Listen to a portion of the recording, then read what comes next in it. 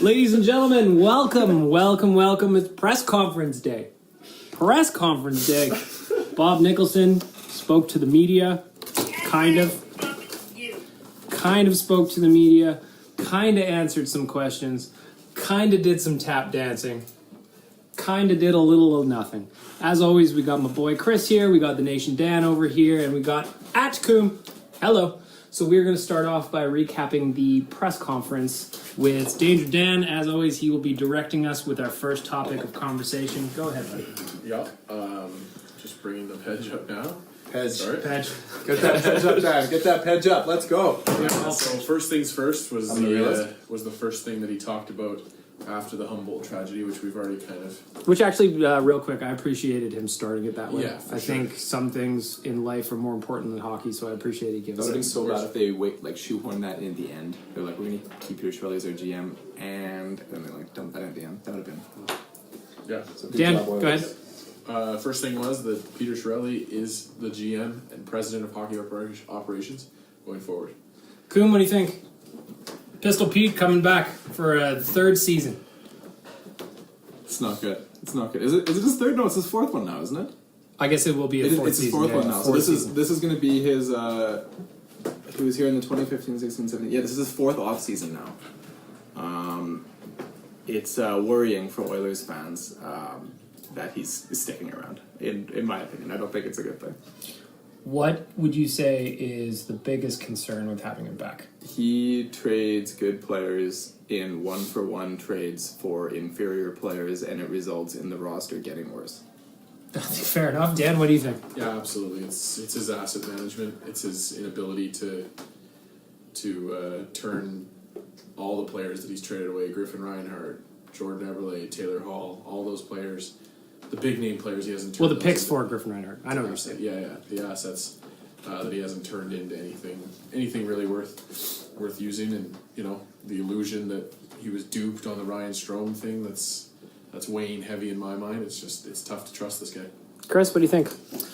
I think it's awful that Peter Chiarelli is still around. I don't want him here, but with that said, I am leaning into the idea that Why are you playing with that? Because I am leaning into the idea that we can't keep changing our GMs, because if Peter Chiarelli was replaced this summer, this is what would happen. The new GM would take all of next season to assess, and then that's what always happens. And then the next season he'd finally be making moves, and then it'd be 5 more years before we make the playoffs again.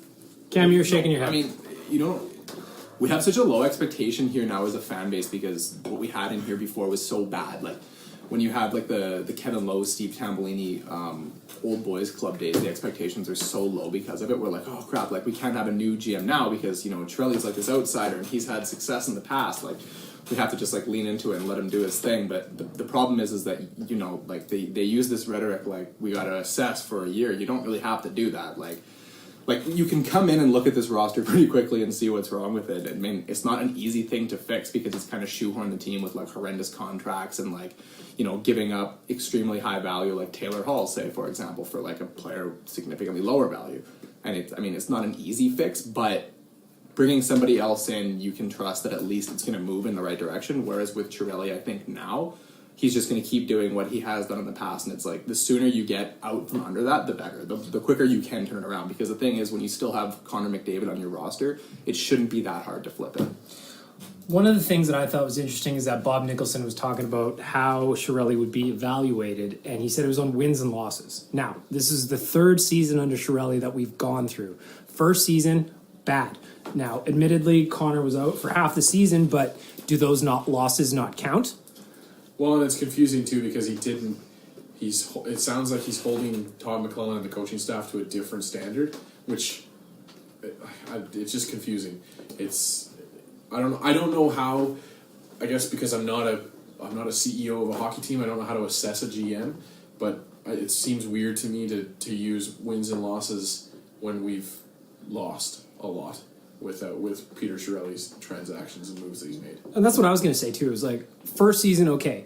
Connor's hurt, fine. They still had Taylor Hall. They still had some tangible, very good pieces here. And those losses still piled up. Here we are, year 3, Connor's last year of his ELC, and the fucking losses continue to pile up. They finished 23rd place when you have the Art Ross winner on your roster. That's like impossibly bad. And we're still in an evaluation period. That's the most annoying part for me. I'm pretty sure he said the same thing last offseason. No, maybe not, because we were just outside the playoffs. Dan brought up a good point, though. He talked about Tom McClellan probably being the fall guy for what happened this year. And to me, getting really upset, I mean, we're all Oilers fans. We have been for a long time. Getting upset about the coach when you have a flawed roster to begin with is like getting angry that a house built from jelly beans is not going to stand for you. But very delicious. Who's the most delicious, would you say? Nuge on his birthday? Yes. Hell I was yeah. talking about the house And Nuge. made of jelly beans. Okay. Nuge, you're delicious, buddy. Happy birthday. Dan, what else you got? Yeah, so the other line we had there was... Oh, I lost it again. What was the... what did I tell you? Oh, it's when he The said fans. the thing that was so hilarious from the press conference is when Nicholson rolls in and he says, Peter Chiarelli has a great relationship with the other GMs in the league. I mean, no shit. Of course he does. No shit. He's literally like built the New Jersey Devils for them. That team made the playoffs because of Taylor Hall. He gave them an MVP just because he was like, here's a nice thing to do. I just Enjoy your assume MVP. I just assume Ray Shero just kind of calls Pete at this point, like, well, might as well give it a try. Let's see what happens. And then he keeps winning trades. It's driving me crazy. Like, how do you lose a trade to Garth Snow? Like, go look at what Islanders fans have to say about that guy. It's like they think he's a joke, and Chiarelli's been fleeced by him twice. You think other GMs call Nicholson and like lobby for Chia? Like, Here's what I hey, think. he's a great GM. You should keep him around. I assume when Nicholson said that Chiarelli will be back for another year, that Peter Chiarelli's phone erupted. All 30 GMs were just being like, yo, Pete, you up? What's up, buddy? You around? Hey, we should talk. I've got an idea for you. Well, it speaks to the evaluation process too, right? Like, that's a thing that comes into your mind is how he is received by the other GMs. Wouldn't you want a GM that's reviled and held to a different standard by the other GMs and not well liked? I don't know. That just seems like a thing to me. But How can Chiarelli pull off a good trade now? Like, if he's going out there calling up Carolina, say for example, the Hurricanes are like, we need to flip our team around and get better. Chiarelli's like, hey, we want Justin Falk. Like, what's Carolina's GM gonna be like? Okay, fuck it, give us Connor McDavid, and he's gonna like put that on the phone and be like, oh no, well maybe, like let's think about it. Well, that's my point too. Is if these other GMs aren't throwing complete anchors at Peter Chiarelli, then they're not doing their job, because there's a good chance, at least a chance, that old Pistol Pete is going to say, you know what, that's a good idea. Let's do that. well, and it's like, if anybody hasn't watched the video of Chiarelli convincing himself and convincing his staff that he has to trade Tyler Seguin, go back. What is it? Bruins, the beat on Bruins or something on like that, YouTube. Anyways, they were in the room while he was talking about trading Tyler Seguin, and you just listen to a guy convincing himself that a guy has to go, and so like a GM plants that seed and Chiarelli lets it grow. I don't know. If I'm another GM, all I'm saying to Peter Chiarelli is, are you sure this guy fits within your culture? And I feel like that's enough to get the ball rolling on that guy. You know what? You have a point.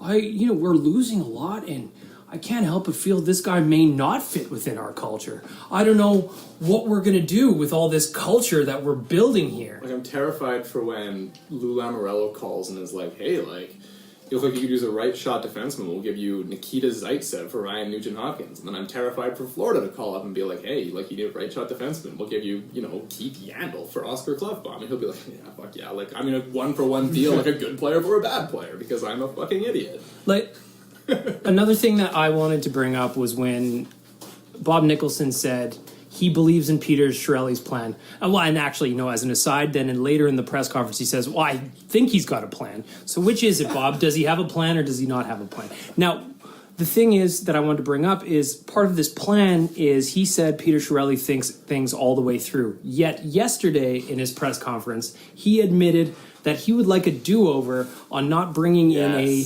experienced defenseman for Andre Sekera that we all knew was going to miss months of the season. This was not news. This was not new. We went through the summer knowing he was going to be gone, and yet at the end of a horrible season, he's like, "Oh, you know what? That was probably a mistake. I don't know why I not thought of bringing in a guy to fill that hole. I don't know. I just assumed that things would be merry and we'll all ride rainbows into the fucking sunset." If there's anything confirmed in the last 2 days, it's that the upper management has no idea what they're doing. And it's been confirmed. We've said it for 2 years, but they confirmed it. Well, I said it. I think yesterday during our nation talk that it's really frustrating. It's frustrating to think that a team that's been eliminated from the playoffs now has no plan. We've been out of the playoffs for 2 or 3 months, and Nicholson's not sure if there's a plan going forward for the team, but he's totally all in with his GM. That's just it's the inconsistency that. And then the other inconsistency is they say after last year's run, it's like, we're going to build on this, Stanley Cup contending team, yeah. Now they're just like, our goal is to make the playoffs. You're 4 years deep. You're 4 years deep into the best player in the league's career, and your goal is to make the fucking playoffs. Our goal is to win. Jesus the cup Christ! this I mean, season. a team that was built off of like random scrap players that were left in the expansion draft made the goddamn playoffs this year. More than half the teams in the league make the playoffs. It's not difficult to make the fucking playoffs. This isn't Major League Baseball. Everyone makes the playoffs in the NHL. That's not a goal. That's not something to be proud of. It almost seems like making the second round was a finish line, and that's just really upsetting. One thing I wanted to bring up next. Did you have a point you wanted to get to? No, that's good. One thing I wanted to bring up next is it did not seem like we heard a vote of confidence for Todd McClellan or his staff. I'm curious what you guys thought about the tap dancing around the questions pertaining to Todd McClellan. Yeah, like we said before, it's shitty that McClellan's probably going to get the short end of the stick, or his coaching staff. It should fall on people above his head, but what are you going to do? It's like, hey, Todd, build me a house. Here's one hammer. Yeah. Well, and it was asked of him, I can't remember who asked him, but the Paul Coffey question, and he was completely non-committal on that, which confirms to me my thoughts that at least somebody on the coaching staff is gone and Paul Coffey slides in. Why did we bring Paul Coffey in last year when he was supposed to be coaching his son's team the whole time? It's like selling cars or something. He came in for three afternoon sessions. Huge ad there, Bob. John Cuppers says that was a total waste of time. I've lost faith in Bob Nicholson. Is he talking about us talking about it, or? Oh, I guarantee, John, this is a waste of your time. That was Absolutely, this was a waste of your time. I'm surprised, you lost faith in Nicholson, but you had it in the first place? No, that's not. I don't think that's fair. Just from the way he was sold to us. Okay. He's the Team Canada. He's the Team Canada guru. He's put together a bunch of Canadian teams that have done some great things. How could you not? But then, you know what? I agree with that part. I do that it's critical thinking on our behalf to have to say he's picking from the best pool in the world to try and assemble a championship team, and he screwed that up too at times. But I think that Nicholson did have a pedigree behind him, just like Chiarelli was sold to us with a pedigree. But look how that turned out. Something you want to add on that? I just find it a little shocking that being able to build a successful Team Canada is a good thing. Yeah. I mean, I understand. I feel like any of us sitting at this table right now could build a team for Canada at the Olympics that could do something. Anybody viewing this right now could. Anybody viewing this, you could draw a name of. You could put all the Canadian players in NHL's names in a hat and draw out 21 players, and they probably medal in the Olympics. That's fair. Another thing I wanted to bring up was Gregor in the press conference asked Nicholson about the fan experience at Rogers Place. I'm happy Gregor asked that, because if you've been to Rogers Place during the regular season, the only thing that's exciting is what's happening on the ice. And arguably that's what you're paying to see. But when things aren't going bad, what else is there to entertain you? Are you entertained by 50 crowd shots a game? Twitter. I'm not. And then Bob Nicholson, Twitter ends Hunter the mascot. Twitter ends up being one of the most exciting parts of an Oilers game. Bob's answer was that, we brought in the guy who rips off his T-shirts every now and then. Cameron, hey Cameron, how you doing? They brought in that guy. That's doing something, right? To be fair, Cameron seems like a cool guy. No, this isn't a shot at Cameron. Yeah, nothing against Cameron. I am a cool This guy. is Very cool. just you're gonna need to do more than just Cameron to lighten up that building. This is not a shot at that dude. And the fact that he's turned that into somewhat of a career, taking shirts off, is fantastic. Awesome. I love that. Frankly, I'd like to have a beer with that guy and ask him how he convinced people to pay him to do that, because that's incredible. One of the things I think that is a detriment to the organization now, and it's good that Gregor is asking this question, is that Oiler fans have gotten out there. Oiler fans have gone to Vegas. Oiler fans have gone to Calgary, and they see somewhat of an experience that is 1,000 times better than what you get in Edmonton. I went to a Coyotes game a couple years ago, and it was way better. Yeah. And that's the fucking Coyotes. Yeah, even a team that the organization that the OEG runs, the Oil Kings, I would argue is a better presentation than what we have here. Value for money at an Oilers game, not great. No, it isn't, and it's frustrating to watch. I know Gregor has been to other cities and seen it, so I'm glad that he's taken them to task on it. But it's just the same kind of smug, chuckling response from the Oilers organization saying, "We're on it. We know what our fans want, and we're going to keep giving them the same crap that we've been giving them all along." To me, it's like the building is going to be full no matter what they do, so they don't care.